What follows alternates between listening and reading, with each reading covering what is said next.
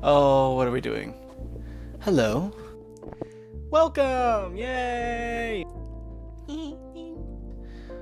So basically, we are going to be talking about my favorite thing in the world. Movies. Take a deep breath. Take a deep breath with me.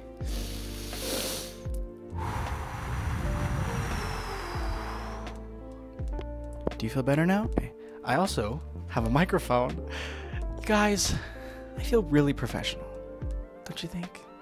The big like, ah! Let's get into it, shall we? Let's get into it, shall we? Oh, no, that wasn't too loud.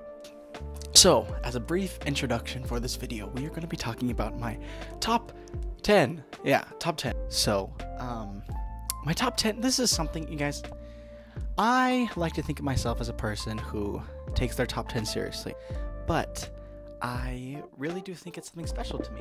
I don't know. I just think it's a big personality trait, and I want attention. We're gonna start off with 10. Number 10. The first movie we're gonna talk about. I have them right here. Oh, don't peek. Don't peek. You can't see it. What is my number 10?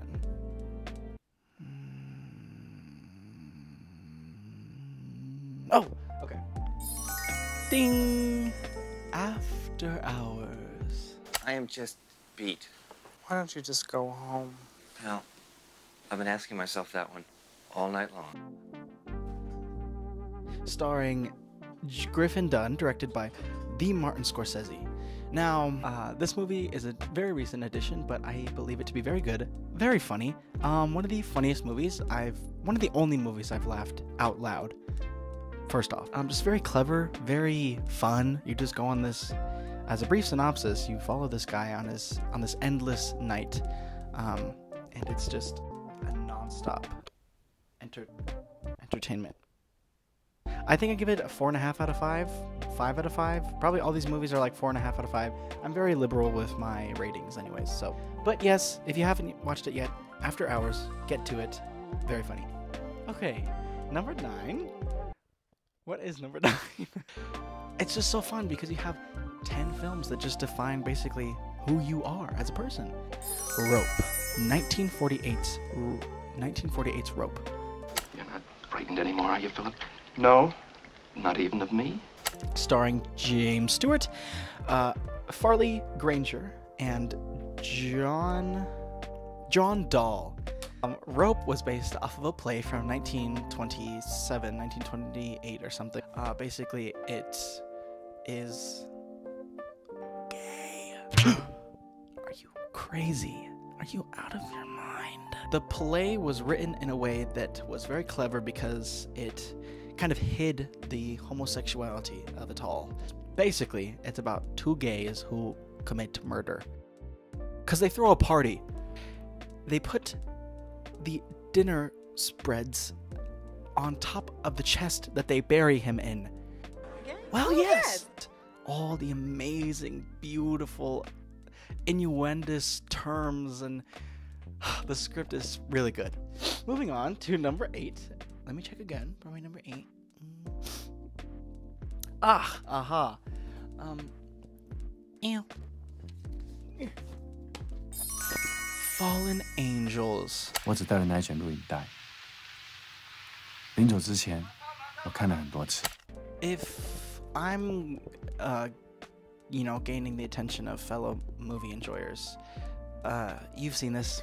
There's not much more to say. I just recently, for my last semester of college, sat up in front of the class and yapped for about 6 minutes about how much I love Fallen Angels. Very good. Acting, performance is amazing. And then after that, right next to it, a fellow Wong Kar-wai movie, Happy Together. 不开心也可以讲嘛，我可以帮你留在世界的尽头啊。我也不会上班。那就讲开心的啊。Happy Together, gay, once again. It's beautiful. It's really beautiful. I think this one is one of the movies that's made me feel the most emotions in one sitting for a movie, and like the most emotions and the hardest feeling that emotion. And you know what? This top 10 may seem a little juvenile. I don't care.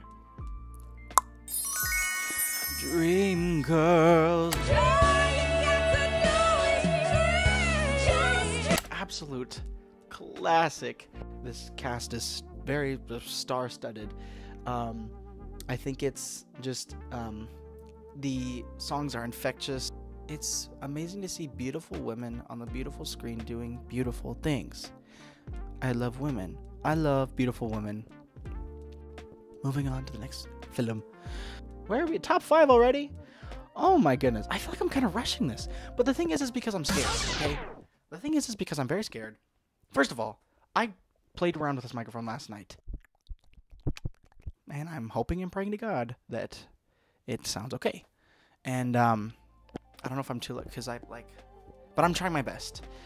This is a little messy. Adam, we aren't afraid to get a little messy. Not afraid to get. Listen, we're not afraid to get a little messy. Let's bring it back to reality. Oh, there goes gravity.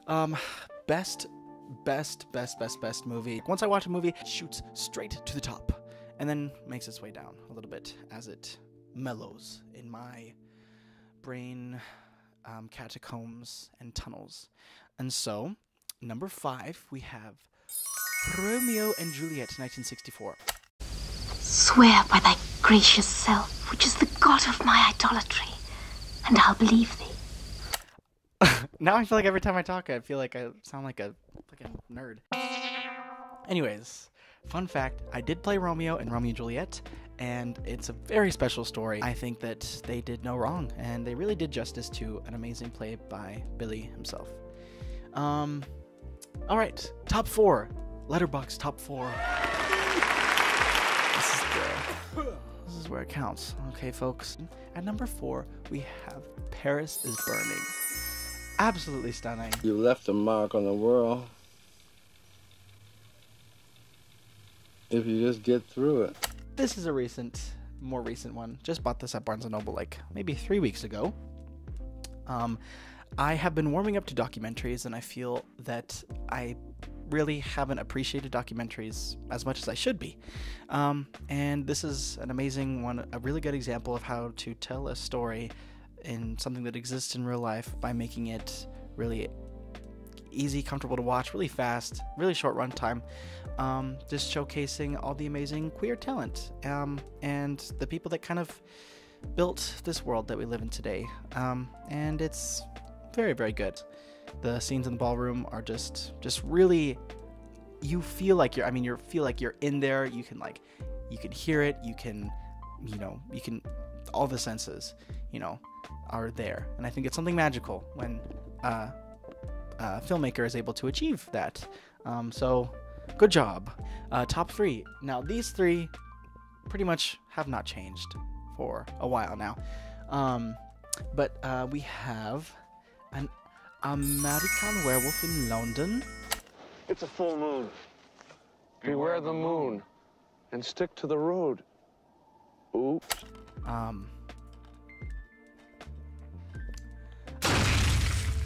Nothing I can say that hasn't been said before. I love werewolves. That's like, out of all the monsters, werewolves are on the top. And just a really good example of how to make a creature feature. It hits the mark for me every time. Very rewatchable. One of the few movies that I've watched quite a few times. Probably next to this next one at number 2, runner up, we have Evil Dead 2 on Blu-ray. Ooh. Get me back my head! So silly. In the best way possible. Blood all over Bruce Campbell's face. Bruce Campbell sawing his arm off with a chainsaw. Decapitated heads. Stop motion dance scenes with deadite bodies. Giant tree. Evil giant tree. Scary, terrifying deadite monster tree. Demon portal monster tree. Just a great franchise. Excuse me. I don't think you're ready. I don't know if you guys are ready for this moment. At number 1, we have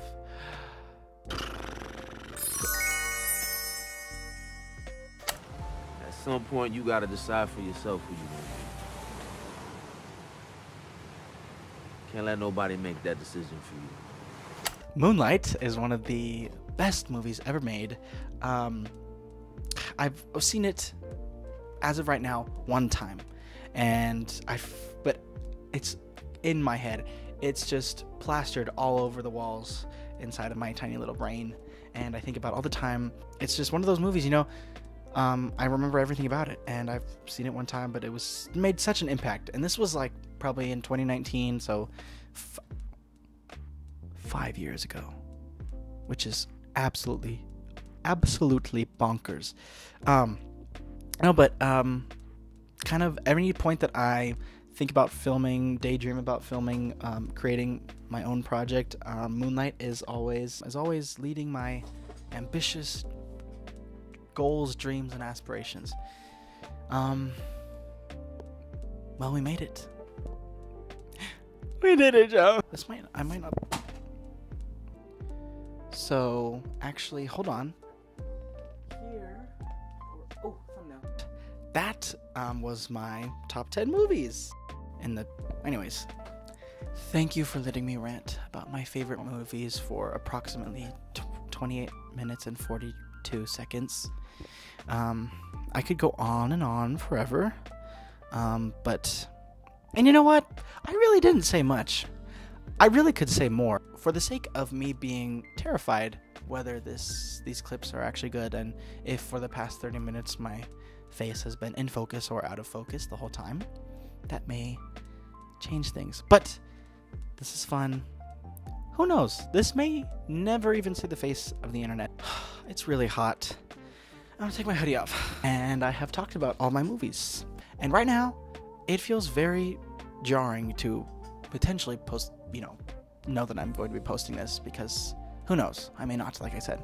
But to have one light right here, another light right there, a camera on a tripod, on a microphone, talking about movies, I just can't say that I thought I'd be here right now. But it's really exciting. Thank you for letting me talk about my movies today, and I really hope that you had a good time. I believe that it's time for me to say farewell. Okay, I have to get it together. Adam, you're officially making the outro to a video you may or may not be posting. Make this count. Be on the lookout for future videos and projects that I'm working on. Thank you for listening to me. Stay healthy and stay safe in this world that we live in. Okay. Bye. Bye. Love y'all.